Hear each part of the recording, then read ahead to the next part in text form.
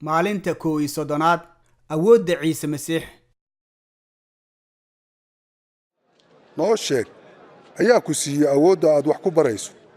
awooddani halkay kaaga timid waxbaan idin weydiinayaa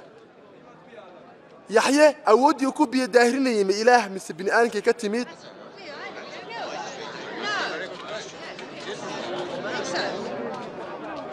maxaana ugu jawaabnaa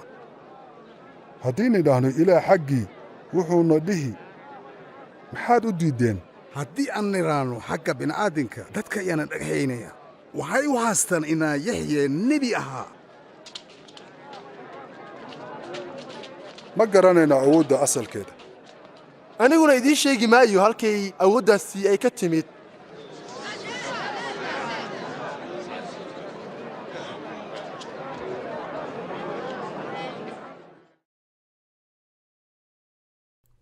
sidee ayuu ciise masiix ku muujiyey awooddiisa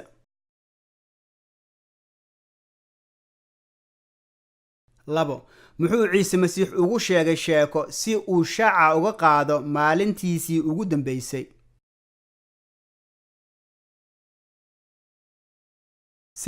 maxaa awood ah oo noloshayda laygu siiyey ciise masiix